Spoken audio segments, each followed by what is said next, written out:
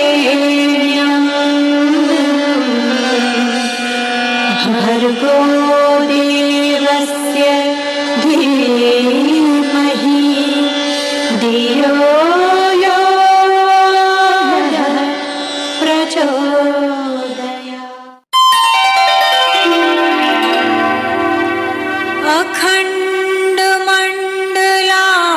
अखण्डमण्डलाकारं व्याप्तं येन चराचरं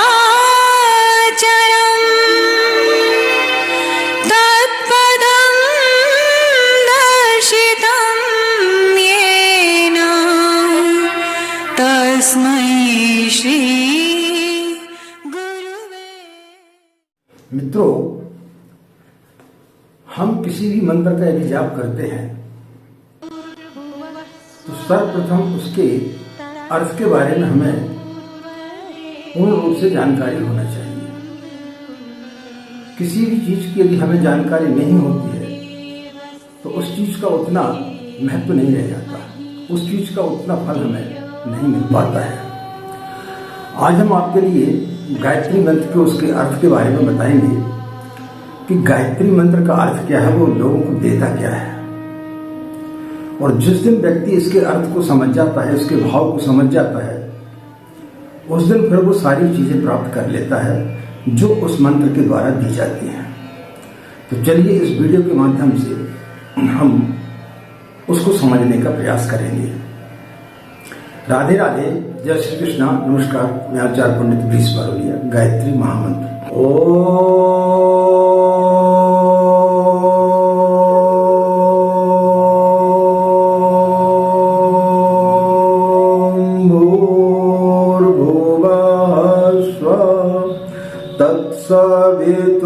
तत्सवितुर्वरेण्यं भर्गो देवस्य धीमहि धियो यो नः प्रचोदयात्।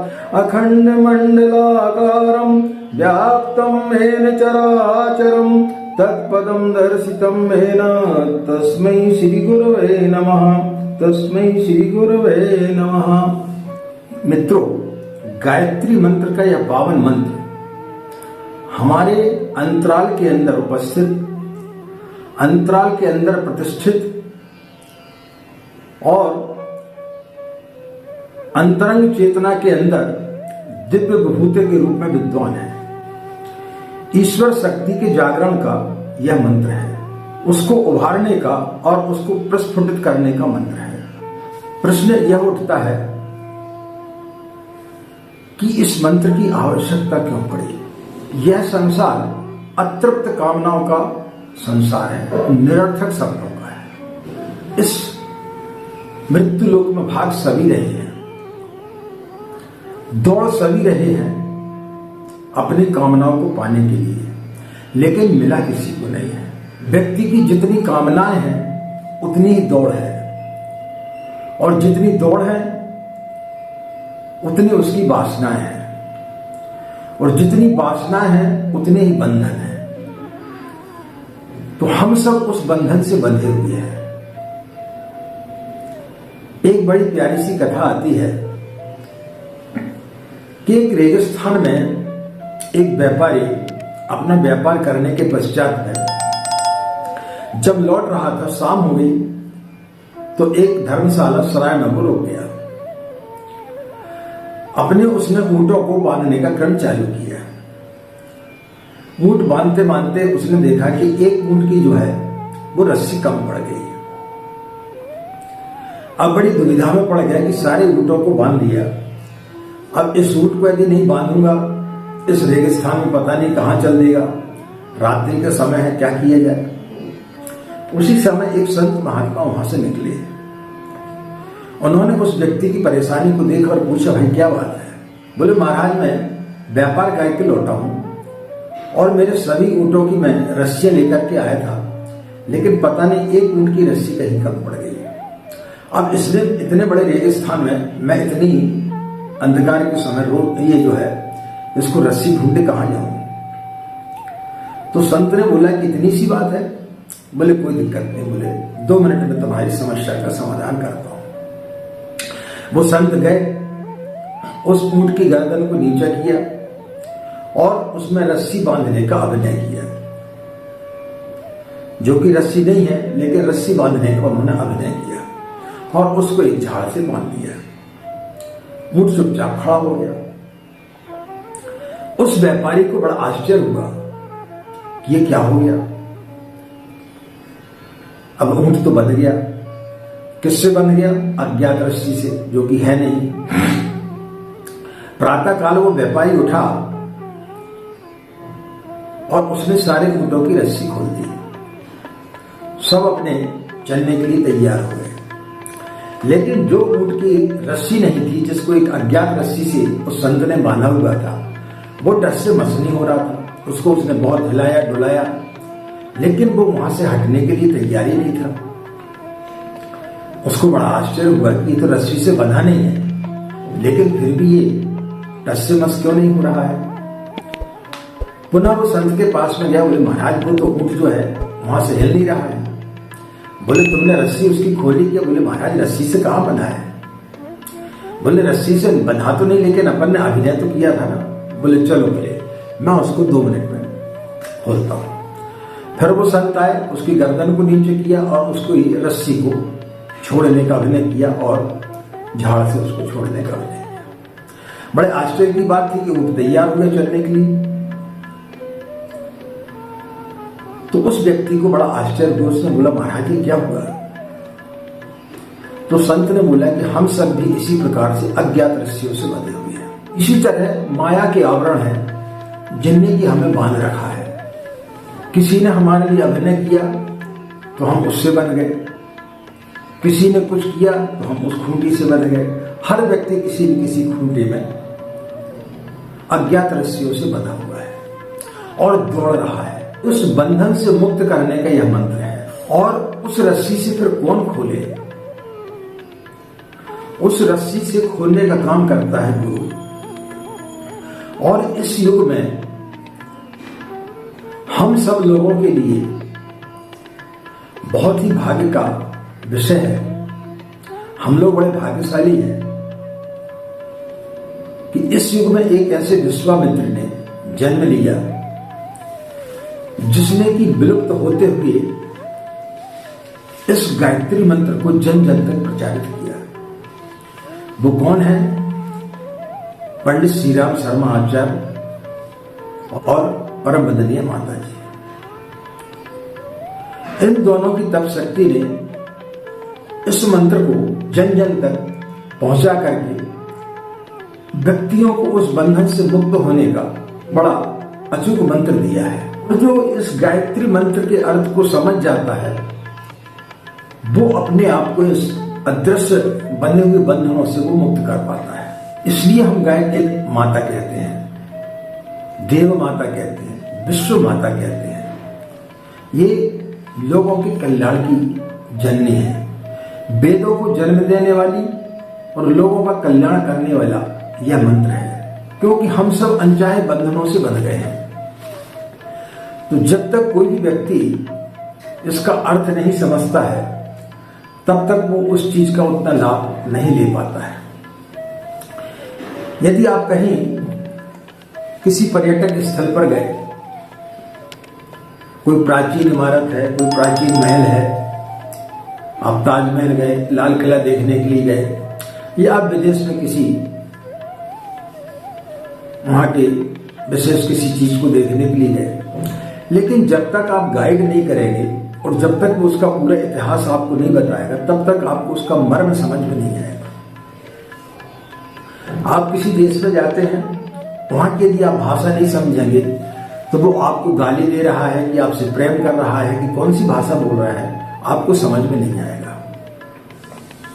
एक व्यक्ति था गांव का,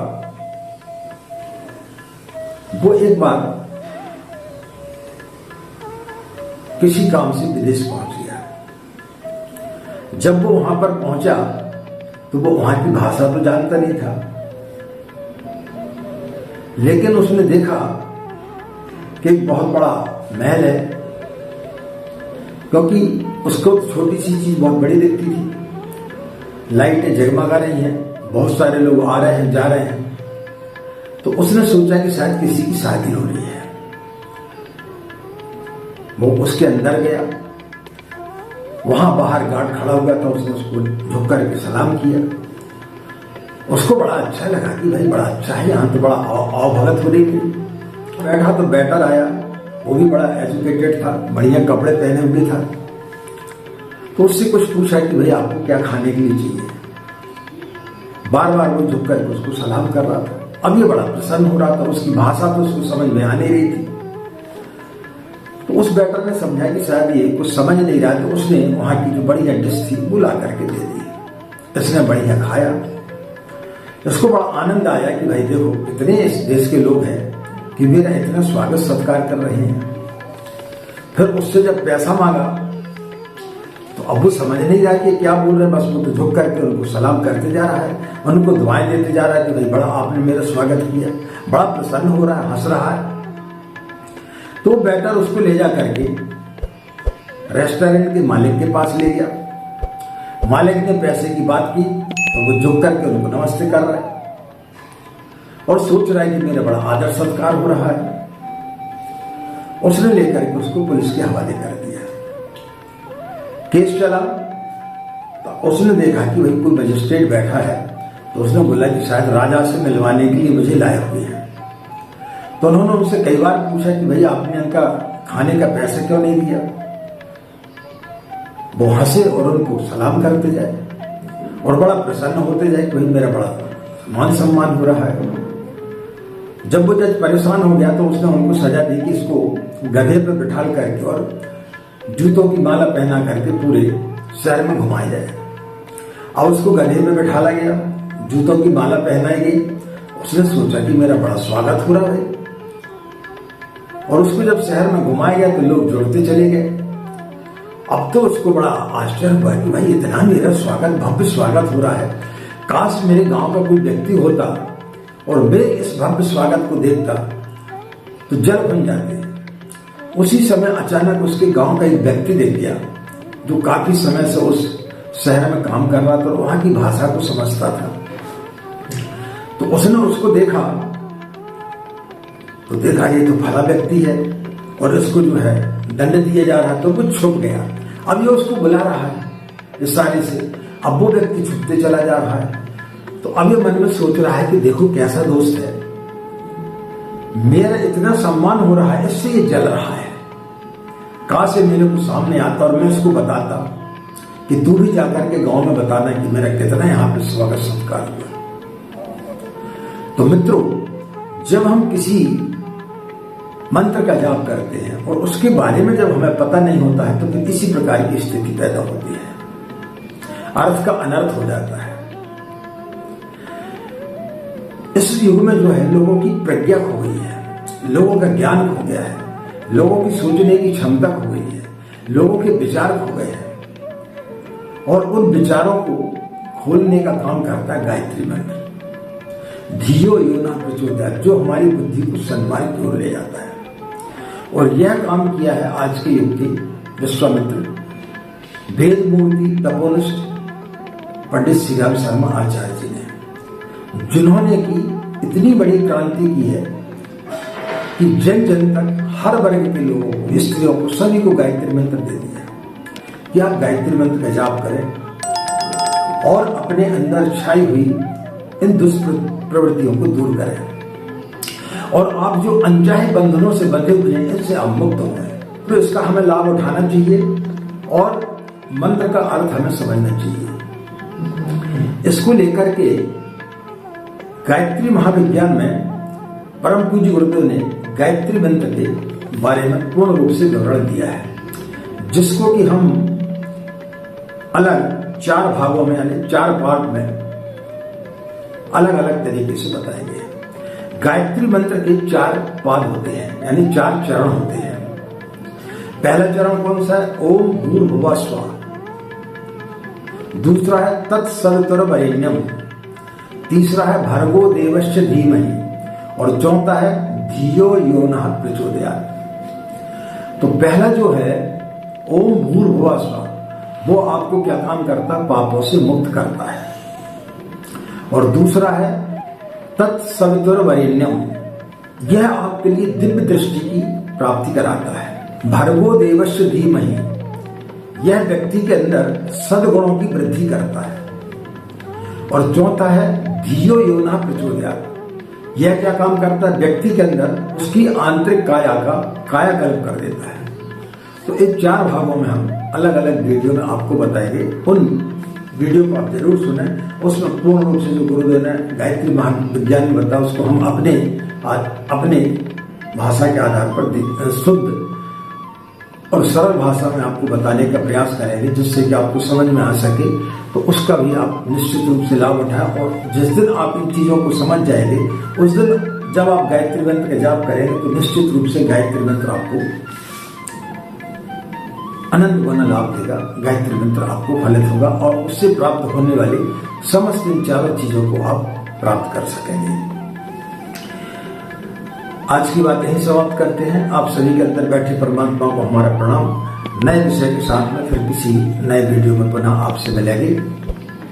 मित्रों, यदि आप लोगों ने हमारे चैनल को अभी तक सब्सक्राइब नहीं किया तो उसे सब्सक्राइब जरूर कर लें और बेल आइकन बटन को दबा दें, ताकि नित्य जो हमारे वीडियो आते हैं उनका नोटिफिकेशन आपको मिलता रहे और आप उन चीजों से का लाभ ले सकें। आज की बात समाप्त। आज इतना ही। नमस्कार। ओम शांति।